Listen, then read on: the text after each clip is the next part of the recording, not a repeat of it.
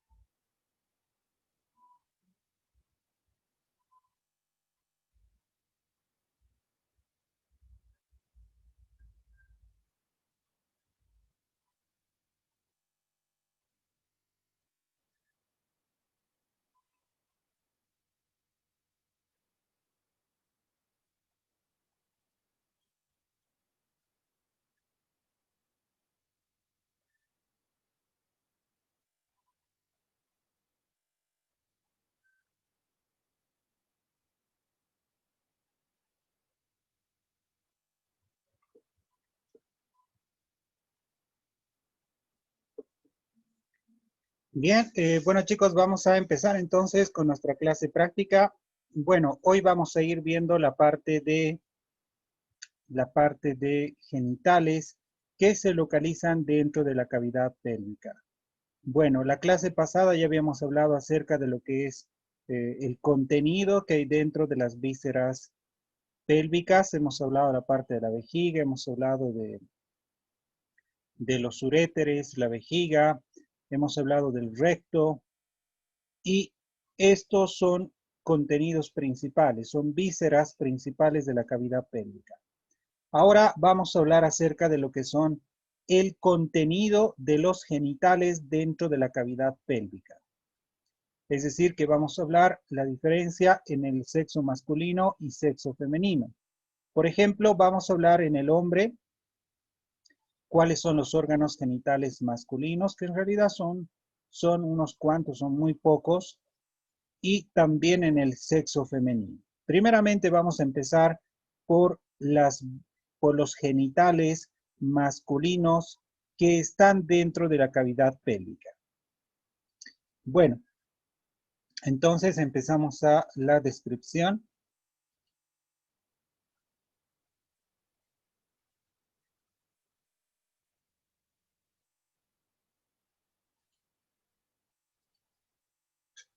Bien, todo empieza en este pequeño segmento. Ahí tenemos la parte del escroto. Hemos retirado y tenemos al testículo y al cordón espermático, ¿no? Entonces todo esto en realidad es la capa externa. Muy bien. Ahora vamos retirando lo que son las capas y nos encontramos con este conducto principal.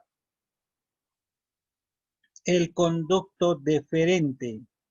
El conducto deferente es uno de los conductos más largos.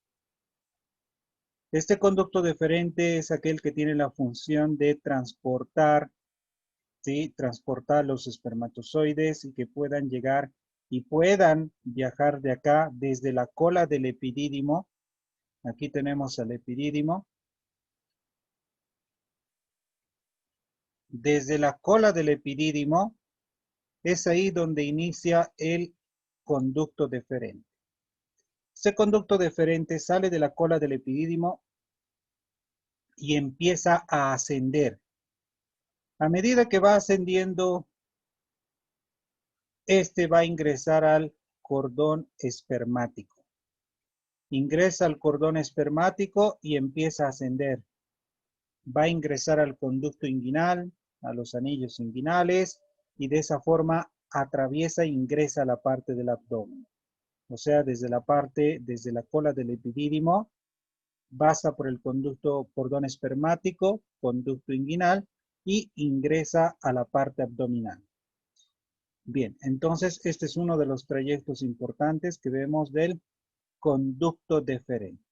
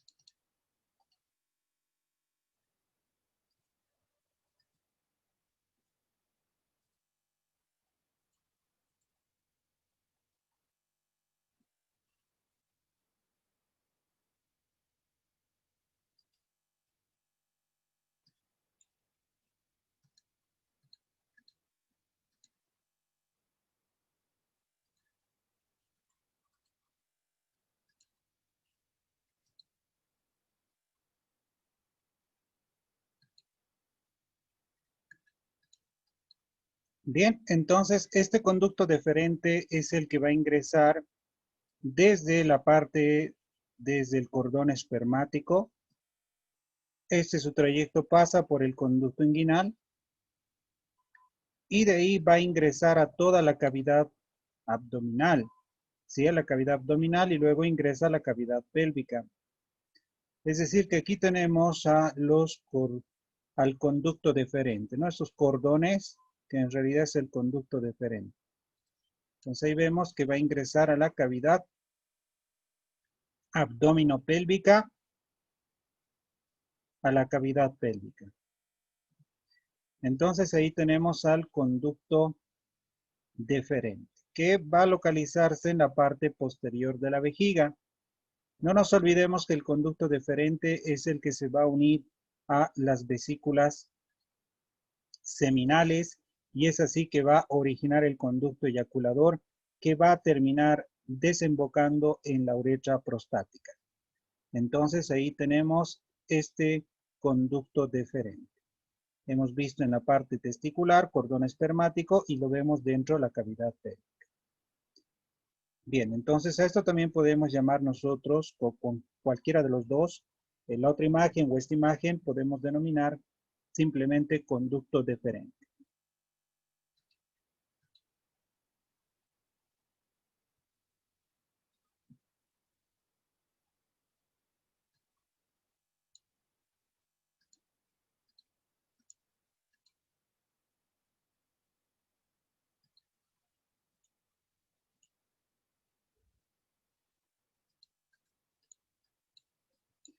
Y como podrán ver, una vez que este conducto deferente va y se localiza detrás de la vejiga, ahí lo tenemos, en la parte posterior de la vejiga, pues ahí tenemos al conducto deferente a nivel pélvico. ¿Sí? Este es el conducto deferente a nivel pélvico. Este conducto deferente es el que se va a unir a las vesículas seminales. Ahí tenemos las vesículas seminales. Voy a alejar un poco más para que se pueda notar. Por arriba tenemos al conducto deferente. Este conducto deferente que habíamos indicado que cuando se dilata se llama la ampolla del conducto deferente. Esa dilatación de la ampolla es la que se va a unir a la vesícula seminal. Entonces el conducto deferente más la vesícula seminal se unen los dos y forman un conducto llamado el conducto eyaculador.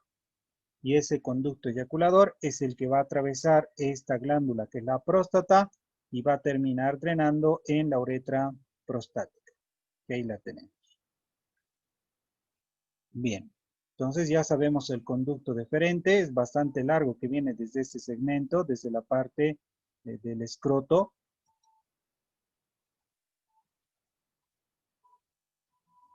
Ahí podemos ver su origen del conducto deferente, el que tiene que pasar por todo ese segmento detrás de la vejiga y termina acá, ¿no? Entonces, bastante largo el conducto deferente. Repito, ¿cómo se forma el conducto eyaculador? Se forma por el conducto deferente más la vesícula seminal y así forma el conducto eyaculador que atraviesa la glándula de la próstata y termina en la uretra prostática, ¿no? Esa es la finalidad que tiene. Muy bien. Ahora, las vesículas seminales son dos vesículas seminales, una derecha y otra izquierda.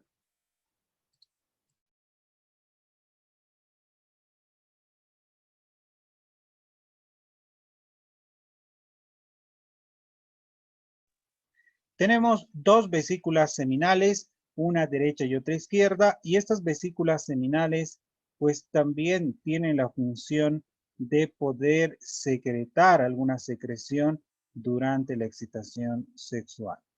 Por lo tanto, el conducto deferente es el que va a transportar los espermatozoides, más la secreción que tienen esas vesículas seminales, pues van a conducirse por el conducto eyaculador. Bueno, ¿y ese conducto eyaculador qué tiene que atravesar? Otro componente diríamos que es la próstata. Ahí tenemos esta glándula llamada la próstata. Vamos a acercarnos un poquito más. Como ustedes pueden ver, aquí tenemos la glándula glandular, tejido glandular que es la próstata, que en realidad esta próstata es aquella que tiene una base. La base se relaciona con la parte de la uretra prostática. Ahí se relaciona la base y su vértice que se continúa hacia la parte inferior, hacia el diafragma pelviano. Para su estudio, esta próstata se relaciona por su parte anterior, se relaciona, o diríamos un lóbulo anterior y un lóbulo posterior, así también lo podríamos denominar. El lóbulo anterior es el que se va a relacionar con la sínfisis del pubis y va a estar separada por un espacio llamado retropúbico, o también este espacio va a estar rellenado por un ligamento llamado puboprostático. El ligamento puboprostático es el que logra unir el lóbulo anterior con la sínfisis del pubis.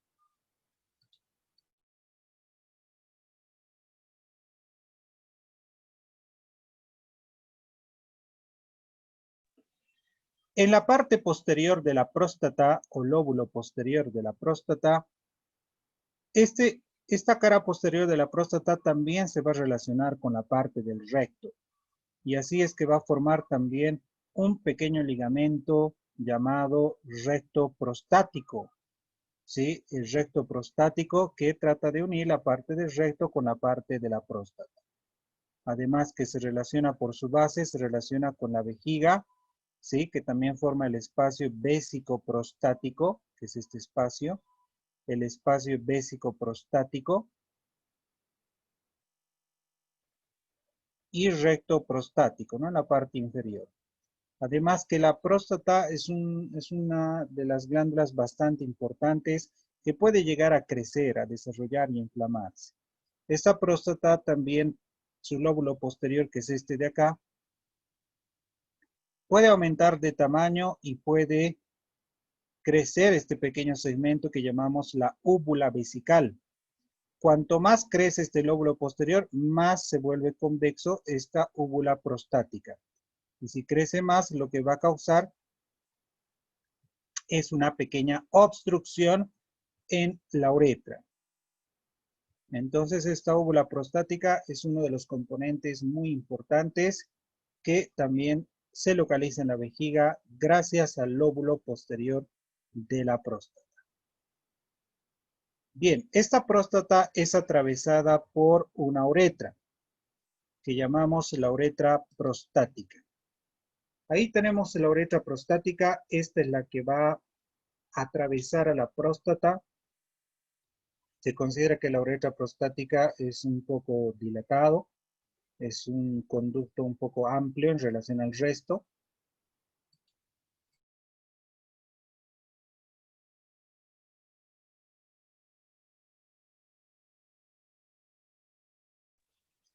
Y también aparte de que es un poco dilatado, pues tiene algunas características lo que es la uretra. Entre sus características podemos encontrar, por ejemplo, que encontramos un orificio que se llama el utrículo prostático y a cada lado encontramos dos orificios, que son los orificios de los conductos eyaculadores.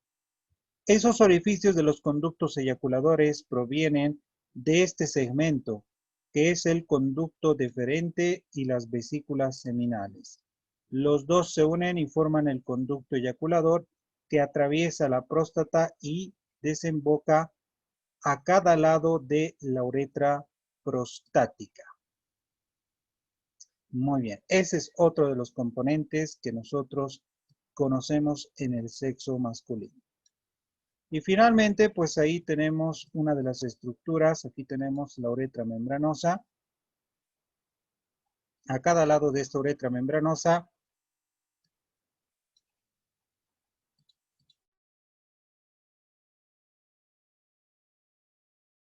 tenemos dos pequeñas glándulas, que son llamadas las glándulas bulbouretrales o llamadas de Cooper, ¿sí? Que se van a localizar a cada lado de esta membrana, de esta uretra membranosa, y estas glándulas bulbouretrales o de Cooper son las que tienen sus conductos y van a ingresar a la parte más proximal de la uretra esponjosa. Ahí tenemos la uretra esponjosa. Ahí podemos ver, por ejemplo, ¿sí? El músculo bulbo esponjoso podemos ver. Y detrás de este músculo se encuentran las glándulas bulbouretrales o de Cooper, que repito, van a terminar desembocando en la parte más proximal de la uretra esponjosa. Bien, y simplemente es eso lo que podemos ver por ahora en el sexo masculino, viendo también algunos pequeños detalles. Por ejemplo, aquí tenemos el plexo venoso prostático. Ese es el famoso plexo venoso prostático que va a recoger toda la sangre venosa de la próstata. Y así en conjunto se llama plexo venoso prostático. Este plexo venoso prostático es uno de los componentes más importantes porque es el que va a reabsorber todo el drenaje venoso de la próstata. Lo vamos a ver de lejos, así lo vemos. Plexo venoso prostático. Y claramente lo encontramos entre la parte del lóbulo anterior de la próstata y la parte del pubis, ¿no? En medio se localiza este plexo venoso prostático.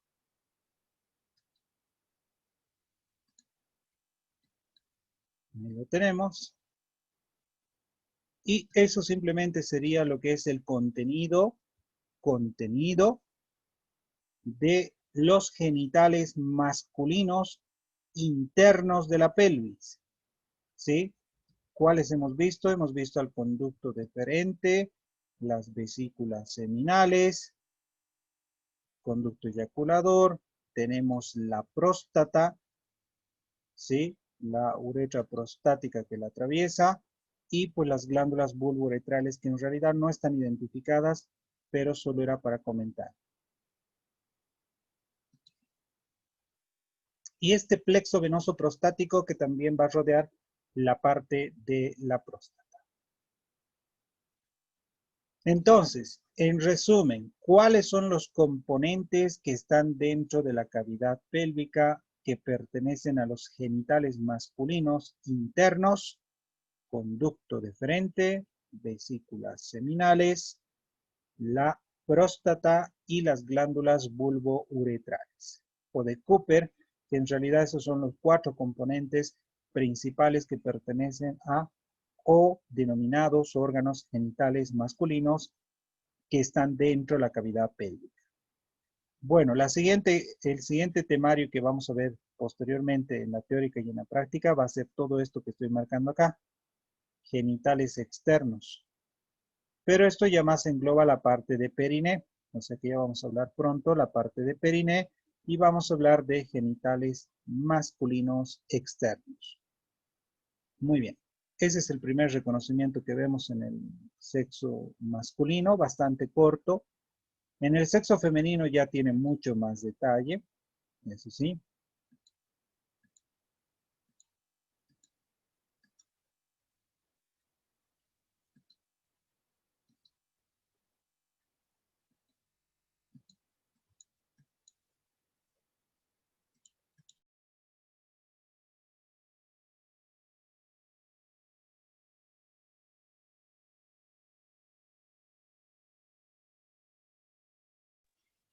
Bien, en el sexo femenino nosotros encontramos dentro de la cavidad pélvica los siguientes órganos genitales femeninos internos. Pues aquí tenemos la parte del útero, que es uno de los componentes más importantes, el útero. Luego tenemos acá el otro componente que son las trompas uterinas. Estas trompas uterinas que, si recordamos, tienen varios nombres. Trompa uterina, también lo llamamos oviducto o las trompas de Falopio, ¿no? Que es el otro nombre que recibe.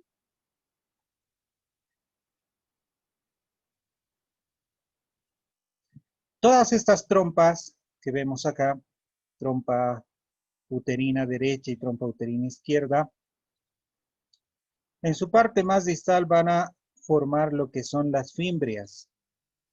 Las fimbrias, estas fimbrias son como unos deditos que van a tratar de enrollar al ovario, ¿no? Estos se llaman fimbrias uterinas, fimbrias de las trompas uterinas, que van a rodear a este segmento que es el ovario, que tenemos en ambos lados. Entonces ahí podemos ver los dos ovarios, ovario derecho y un ovario izquierdo. ¿Por quién están rodeados estos ovarios? Por unos segmentos llamadas fimbrias de la trompa uterina. Bien, esos son los componentes que vamos a ir viendo y pues también vamos a ir viendo la parte de la vagina, que es en la parte más inferior. Entonces, por ahora vamos a ver ahí la parte del útero, las trompas, las fimbrias y finalmente los ovarios. Además que podemos encontrar algunos medios de fijación. Por ejemplo, aquí tenemos el mesosalpinx.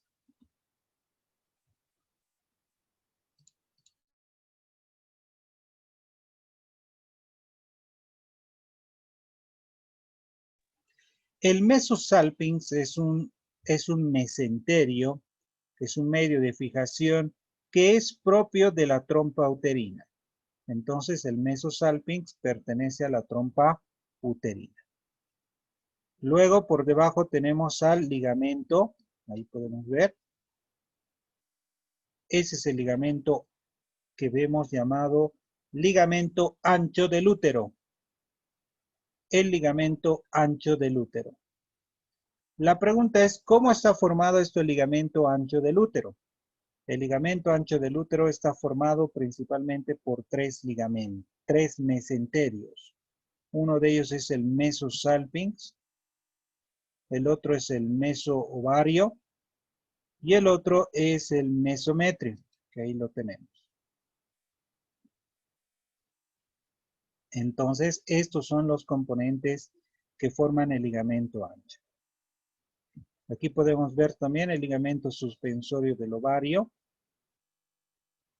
Estos son ligamentos suspensorios del ovario que van a suspender a esos dos componentes del ovario. Entonces, como se darán cuenta, aquí podemos ver, por ejemplo, el ligamento ancho del útero. Si vemos toda la imagen, es ligamento ancho del útero, así como lo estamos viendo, ¿no? Entonces, ¿cómo está formado este ligamento ancho del útero? Por tres medios de fijación llamados mesenterios, como el mesosalpinx, que es propio de la trompa uterina, mesoovario, que es propio del ovario, ahí vemos también el ligamento suspensorio del ovario, y finalmente al mesometrio. El mesometrio que pertenece este mesometrio a lo que es la parte lateral del útero. Entonces, su propio mesenterio del útero, este mesometrio. Y en conjunto, repito, mesosalpinx, mesometrio y su propio mesoovario, los tres forman el ligamento ancho del útero, ¿sí? Que son medios de fijación. Si no existirían estos medios de fijación, con seguridad es que el útero puede moverse para todo lado. Entonces, estos medios de fijación, ligamento ancho del útero y ligamento suspensorio del ovario, lo que tratan es de sujetar y evitar a que no se desplace, a que no tenga una rotación el útero sobre su propio eje, a que no pueda moverse hacia la pared posterior, hacia la pared anterior. Entonces trata de mantener una posición fija gracias a estos medios de fijación como son ligamentos suspensorios del ovario y ligamento ancho del útero. Bueno, aprovechando acá, el útero tiene algunas relaciones. Por ejemplo, anteriormente se relaciona con la vejiga a través del espacio vesicouterino. Entonces, ahí tenemos el espacio vesicouterino. Posteriormente, el útero se relaciona con la parte del recto. Ahí lo podemos ver. Se relaciona con el recto y también existe un pequeño espacio que es llamado el espacio rectouterino o fondo de saco de Douglas. Entonces, así es que se relaciona el útero anteriormente, se relaciona posteriormente y lateralmente está relacionado con el ligamento ancho del útero pegando o está pegado hacia las paredes laterales de la cavidad pélvica.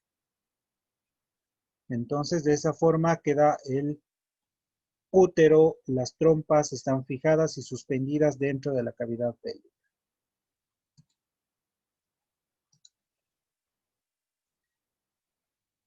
Aquí también podemos ver este ligamento, el ligamento redondo del útero, que también es considerado otro medio de fijación. Sobre todo este ligamento redondo del útero es el que sobre todo va a ingresar dentro del conducto inguinal y va a llegar hasta los labios mayores de la parte genital femenina. Entonces, este ligamento redondo, que lo estamos viendo acá, ligamento redondo del útero. Este ligamento redondo del útero, repito, es aquel que se extiende desde los labios mayores, va a ingresar por el conducto inguinal, anillo inguinal superficial, anillo inguinal profundo, y de ahí este ligamento redondo del útero se dirige hacia la parte del útero, ¿sí? Es decir, que va a terminar en la unión entre la trompa uterina y la parte del útero. Y también va a ser un medio de fijación. Entonces, estos dos componentes, repito, son muy importantes, muy esenciales Vamos a verlo de lejos para que puedan verlo igual mejor. Ahí tenemos el útero, las trompas, las fimbrias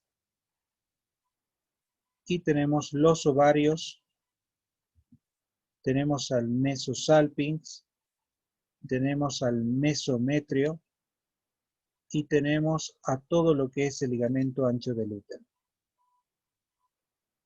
Luego tenemos medios de fijación como ser el ligamento suspensorio del ovario, ligamento suspensorio del ovario, y también al ligamento redondo del útero. Ligamento redondo del útero. Entonces, eso es lo que podemos hablar en su configuración externa del útero, las trompas y sus medios de fijación. Entonces, esas son sus características que podemos ver por esta imagen.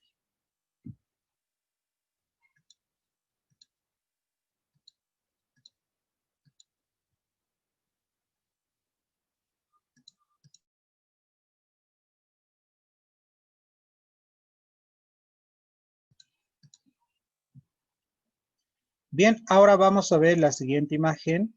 Vamos a ver esta otra imagen. Esta es una imagen donde ya estamos viendo la parte interna de estos genitales. Por ejemplo, como han podido ver, hemos logrado ver nosotros la parte de configuración externa, ¿no? Conocerlo al útero, a sus trompas, a las fimbrias, al ovario y a sus medios de fijación. Bueno, en esta imagen vamos a tratar de ver lo que es la configuración interna que tiene el útero y pues ver la parte del canal vaginal. Ahora, empecemos por este pequeño segmento que ahí tenemos los ovarios y finalmente las trompas uterinas.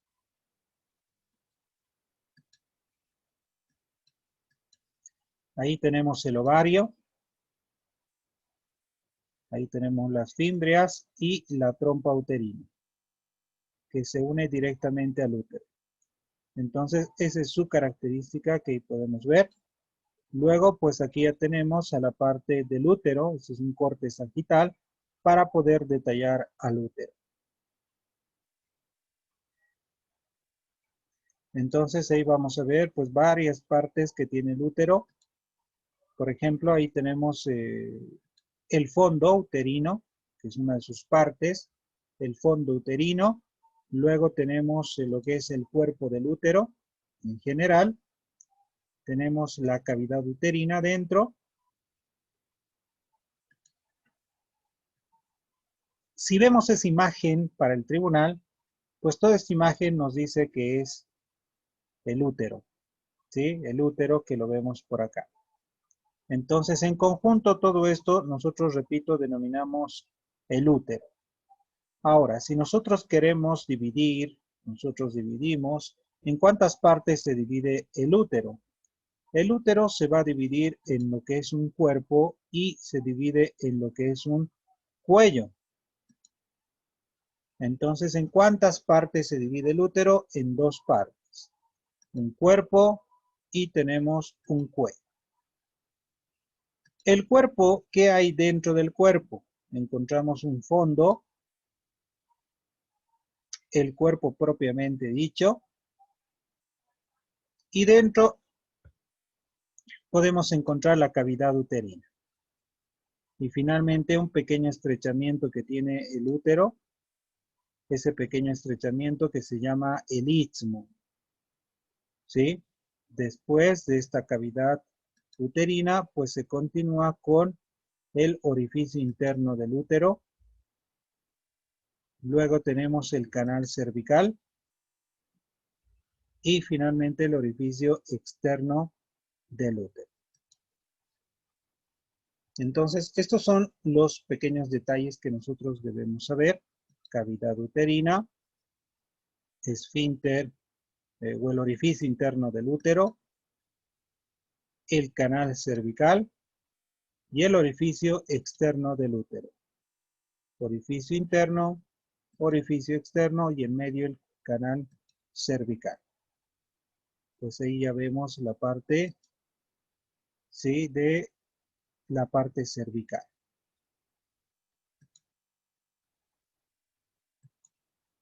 ¿no? Que es la última parte, el cuello del útero, ¿no? Que también lo llamamos cuello cervical. Y finalmente, pues ahí tenemos a cada lado el fornix, que son unos pequeños fondos de saco, ¿sí? Acuérdense que este segmento que es el cuello uterino, es aquel que se divide en dos partes, una porción vaginal, una porción supravaginal y una porción vaginal. Entonces, supravaginal y vaginal, ¿no? Que en total se llama simplemente, lo llamamos el cervix uterino, o el cervix del útero, o el cuello uterino, así también lo denominamos. Repito, este cuello uterino es el que hacia adelante se va a formar un pequeño fondo de saco, ¿sí? Que se llama el fornix anterior de la vagina. Y en la parte de atrás, el fornix posterior de la vagina.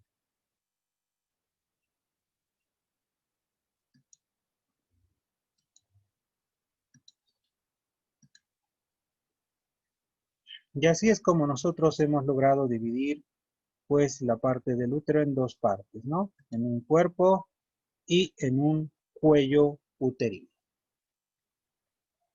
Muy bien.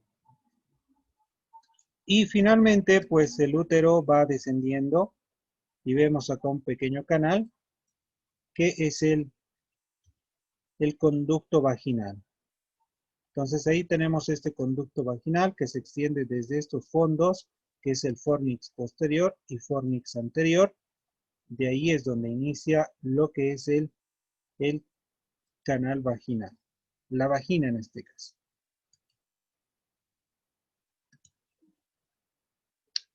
Otro detalle más que podemos añadir a esto, por ejemplo, es de la posición normal que tiene el útero en relación a la vagina. Si aquí tenemos el canal vaginal que es vertical, el útero empieza a inclinarse hacia adelante. Entonces esta posición se llama anteversión. La anteversión significa la longitud vertical que tiene el canal vaginal con la inclinación del útero. Posición de anteversión. ¿Qué es anteflexión? Es cuando la parte del cuello es un poco vertical y la parte del fondo uterino se inclina hacia abajo. Y aquí se forma un ángulo que se llama, ese ángulo lo llamamos anteflexión. La anteflexión es la cual participa el cuello del útero con el fondo uterino. Y en medio se forma un pequeño ángulo y eso nos hace que se denomine anteflexión. Todo en conjunto, anteversión y esta partecita anteflexión. Esa es la posición normal que suele tener el útero. Pero en algunas personas esto cambia y este útero que estamos viendo acá se inclina hacia la parte posterior y se llamaría retroversión. Y como está inclinado entre el fondo y el cuello uterino, pues en este caso también, si está inclinado hacia atrás, se llamaría retroflexión. Entonces es bastante complicado encontrar esos tipos de útero. ¿Existe? Sí existe. Así que a tomar en cuenta ese pequeño detalle.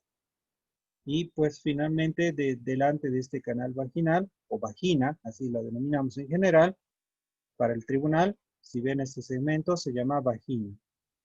¿Sí? Esta vagina que se relaciona hacia adelante con la parte de la sínfisis del pubis y también se relaciona con la uretra, ¿no? La uretra femenina. Y posteriormente se relaciona con la parte del recto. Muy bien. Bueno, chicos, se me va a cortar en un instante, así que les mando el ID y la contraseña para la segunda parte, ¿sí? Y luego pues les voy a explicar porque vamos a tener una tarea para la segunda parte. Así que atentos, por favor.